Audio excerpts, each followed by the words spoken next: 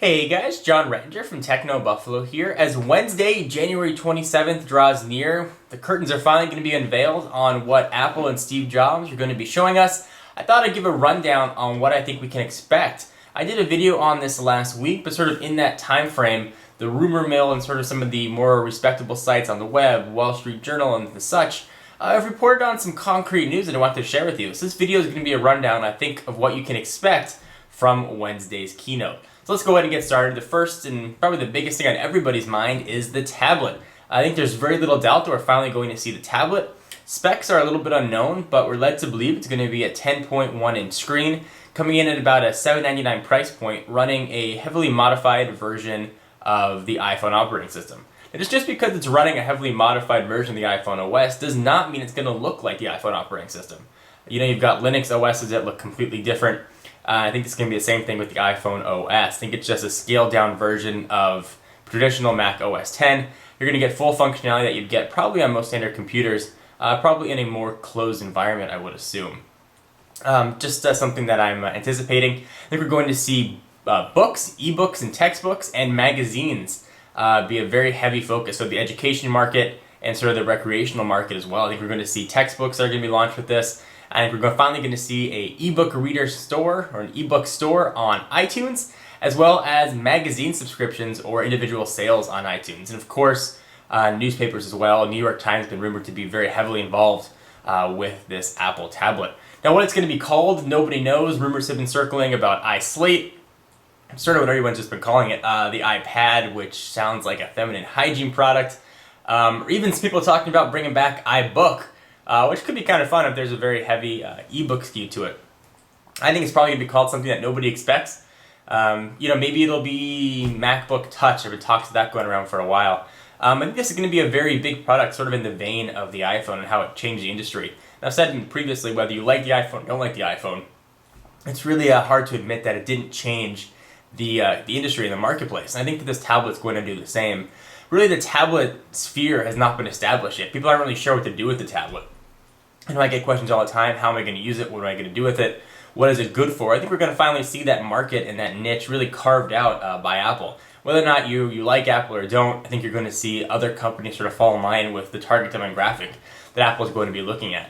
Certainly their invitation looks like it has more of a creative edge to it. But again, really nobody knows. As far as text input, what we're going to have, and the rest, it's really up in the air. Rumors are circulating that it's going to have a 64 gigabyte solid state drive, so plenty of storage. So allegedly, this conference is going to have three main focuses. The first one being the tablet. Second one, supposedly, is going to be a redesigned iLife 2010, supposedly modified for touch. So I think we're going to see finally a new iLife, which I'm quite happy about. I do a lot of my editing in iMovie, so I think it would be very nice to have sort of an updated suite. For those of you that don't know what iLife is, it's a suite of applications that come pre-installed with every Mac. It's iLife, or that's iMovie, iWeb, iDVD, and the rest, or the iSuite of applications. So it could be very nice, and certainly see what the creative focus may be with those as well. The third focus is going to be on iPhone OS 4.0. So not a new iPhone hardware, but a new operating system. Supposedly Apple's been holding this OS because it's just riddled with tablet references, which I guess would make sense if they're running the same operating system. Supposedly this is going to turn the iPhone into a full functioning PC. So it should be very interesting to see what it does. I've done other videos running down what features I think that the iPhone OS 4.0 is going to have. But sort of the short synopsis, I think we're going to see multitasking, a redesigned home screen, a redesigned lock screen, and a few other sort of key features. So I think finally we're going to see the iPhone almost now catch up to the competition. So catch up to Android, catch up to WebOS as far as multitasking goes. I think that's really one of the key things that the iPhone was missing. And the OS itself has just gotten boring. It hasn't really changed much or at all since it first launched. Some other minor announcements I think we may just see pop up on Apple's website. Redesigned or upgraded spec rather MacBook Pros with the same design using the Core i5 mobile chip. I think we can possibly see that as well. I think we may see a redesigned MacBook Air, sort of catching up design-wise to the current line of aluminum laptops. So with the black bezel and the glass trackpad with no button.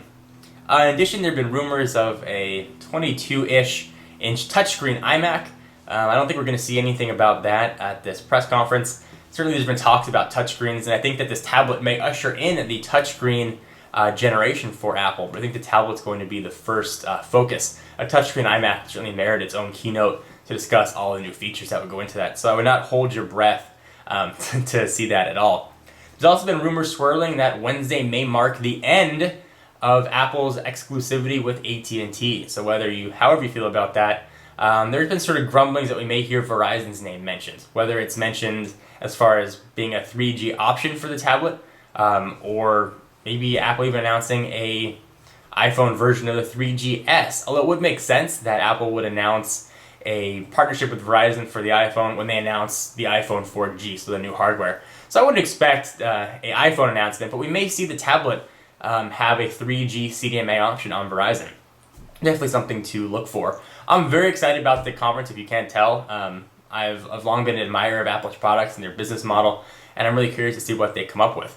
If you guys want some coverage on what's going to be happening at the keynote on Wednesday, it starts at 10. You can check me out at Twitter, twitter.com/John4Lakers. I'll be tweeting out live updates as to what's going on. So if you're in class or in school, wherever you are, and you can't get to a computer, pull out your phone, log on to Twitter, check out John4Lakers, and you'll be getting sort of up-to-the-minute updates on what's being announced. Should be fun. Anyway, guys, hope you enjoyed. John Rettinger from TechnoBuffalo, and I will see you in the next video. Bye-bye.